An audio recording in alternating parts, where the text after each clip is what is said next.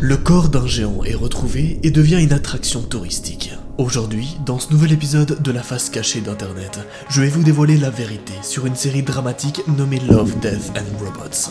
Elle se trouve sur Netflix, et t'inquiète pas, si tu l'as pas vue, je vais tout expliquer dans cette énorme vidéo.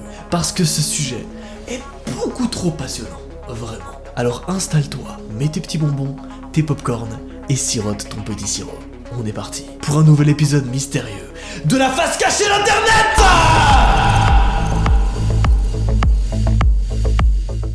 L'épisode en question dont nous allons parler s'appelle Le Géant Noyé. Et vous allez savoir toute la vérité derrière cette affaire étrange. Au début de l'épisode, 3 scientifiques conduisent sur une plage.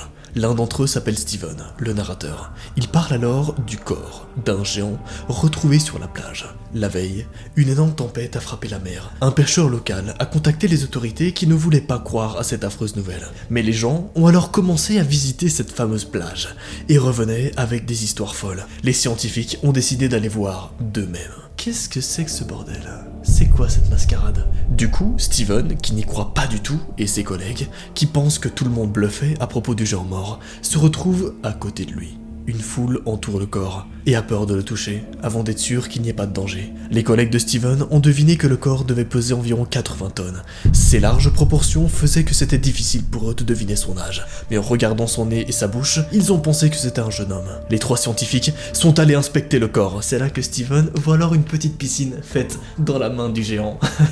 À l'intérieur, de la végétation et des poissons qui nagent. Ça paraît si réel, comme si c'était vraiment le cas. Steven dit qu'au-delà de la taille du géant, c'est surtout son existence qui le surprend le plus. Il compare l'existence du géant à la foule sur la plage et conclut qu'ils sont juste imparfaits et une pâle copie de lui. Alors qu'il regarde la créature envoûtante, un homme grimpe sur le torse du corps et regarde la foule en leur montrant que tout va bien. Tout est en sécurité. Le géant ne va rien faire, il a l'air comme mort. Les gens ont commencé à s'approcher, en riant et à monter sur le corps. Certains disent même que le corps est caoutchouteux et rebondissant. Les enfants commençaient à jouer sur son torse, l'habillement avec leurs chaussures. Steven, lui, ne touche pas et ne monte pas dessus. Lui et ses collègues regardent le géant de loin, en prenant des notes. C'est là qu'alors le temps va gentiment s'écouler. Les gens en ont eu marre de jouer avec le corps du géant et ils sont retournés chez eux. Après 3 jours, Steven retourne à la plage. À cause de son intérêt grandissant pour le géant, il s'est donné comme rôle de toujours garder un œil sur cette immense chose. Dites-moi dans les commentaires à ce moment-là, qu'est-ce que vous en pensez ? C'est quoi toute cette affaire, hein ? Steven affirme que ce n'est pas morbide de garder un œil sur une personne morte, parce que pour lui, le géant était plus vivant que les autres autour de lui. Il regarde les enfants jouer, à glisser sur le corps, et quelques travailleurs planifiaient la découpe du fémur du géant. Le corps est devenu un bien public. Le lendemain, Steven a reporté sa visite au géant en fin d'après-midi. Il n'y avait personne. Le corps était en mauvaise forme et commençait à pourrir. Une adolescente était là, assise dans l'oreille, comme si c'était une chaise. Steven remarque que le visage avait l'air moins jeune qu'avant. Il pense que c'est à cause de la trop longue immersion dans l'eau de mer qui a engorgé la peau. Alors qu'un crabe passe sur la bouche du géant, les scientifiques réalisent que le temps ne sera pas long avant que le corps pourrisse complètement. Steven a enfin le courage de poser le pied sur le corps. Arrivé sur le torse, il voit un château de sable que quelqu'un a fait. Quand il voit l'autre bras, il réalise que le corps est déjà en train de pourrir, sévèrement, et qu'une partie avait été emmenée par des gens. Les yeux du géant étaient devenus brumés, ce qui donne à ses yeux des allures de tourbillon. Steven les regarde en se disant que la souffrance du géant est moins importante que la solitude à laquelle il fait face. La prochaine fois qu'il va visiter le géant, il remarque que les 2 bras et une de ses jambes ont été détériorés et ont été coupés. Steven fait alors le tour du corps qui a été vandalisé par des jeunes avec des tags.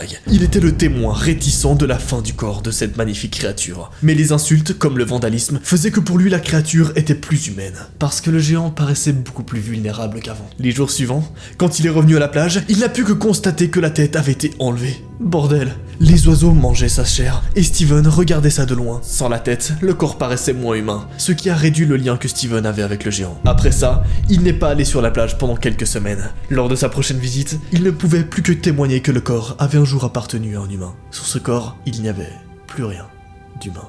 La seule chose qui pouvait en témoigner était l'intestin pourrissant de la magnifique créature. L'intérêt de la foule pour le géant avait à présent totalement disparu. Quelques mois plus tard, après l'arrivée du géant, son corps avait disparu de la plage. Mais on pouvait voir les parties de lui en ville, en particulier ses os, que les gens utilisaient comme décoration. Mais l'affaire ne s'arrête pas là. Un jour, qu'il faisait du vélo, Steven a vu le crâne du géant abandonné. Il croit que s'il fait le tour du coin, il trouvera le nez et les oreilles momifiées. Selon lui, ces décorations transmettaient la grandeur et la magnificence du géant. géant, bien mieux que ses membres gonflés et pourrissants. Les parties génitales du géant avaient été coupées et placées dans un musée des horreurs, dans un cirque de la ville. Steven explique que l'appareil occupait toute une tente, mais malheureusement, il avait été très mal étiqueté. Dessus, c'est écrit qu'elles appartenaient à une baleine. Mais où est-ce qu'on veut en venir, bordel? Au final, le scientifique explique que les gens qui ont vu le géant l'ont assimilé à un monstre marin. Mais pour lui, le géant est toujours en vie. Dans ses rêves, le géant revient en force en ville pour reprendre tous ses morceaux et repartir en voyage en mer. L'épisode est assez court, mais derrière on y retrouve un truc de malade. Vraiment. Beaucoup de fans ont interprété cet épisode à leur façon. Mais beaucoup pensent que le narrateur,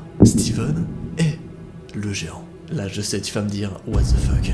Il ressent de la douleur et de la peine pour le géant alors que personne ne le peut. Du coup, ses fans ont pensé que le géant et lui sont une seule et même personne. Le géant cherche peut-être à communiquer au travers de Steven. De plus, la façon dont Steven décrit l'état du corps à chaque fois qu'il le voit, à chaque stade de la putréfaction, avec tous les détails, en se demandant si ce n'est pas lui qui passe par ces stades. Pour certains, il y a une autre théorie bien plus étrange derrière tout ça. Le pourrissement du corps peut aussi être vu comme une métaphore de certaines choses. Steven, le narrateur, suit la décomposition du corps de façon très proche. D'abord, il voit le processus qui est supposé arriver, que le corps se dégrade avec le temps. Ensuite, les gens ont commencé à amputer le corps, et le traitaient comme s'il leur appartenait, comme si c'était bien pratique. Et la façon dont les humains l'ont traité mal lui a montré à quel point la consommation et l'exploitation sont courants à ce jour.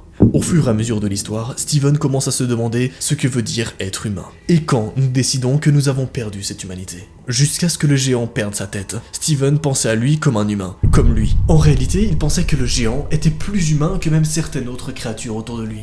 Mais plus tard, la sympathie que Steven avait pour cette créature s'est envolée, quand il s'est aperçu qu'en fait c'était ni plus ni moins qu'un gros tas de chair. Tout au long de l'épisode, on ne sait pas où le géant est, ni d'où il vient. Et ça appuie le contraste entre ce que ressent Steven et les autres personnes vis-à-vis du géant. Lorsqu'on apprend qu'une partie du géant a été carrément placée dans un cirque, on comprend à quel point le bail a été complètement humilié. Cela dénote aussi la nature superficielle et exploitante de l'humain. Ses parties génitales ont été notées comme étant celles d'une baleine, et ses os servaient de simple décoration. Il est clair que le géant a été dépouillé de son humanité, mais Steven les décrit comme étant les seules choses qui transmettent à quel point le géant était magnifique. Même si il l'aime et se souvient de la créature plus que n'importe quelle autre personne, il pense que les souvenirs de ce corps en décomposition ne transmettent pas cette grandeur, comme le font les parties conservées. Le géant n'était qu'un mythe avant d'être transporté sur la rive.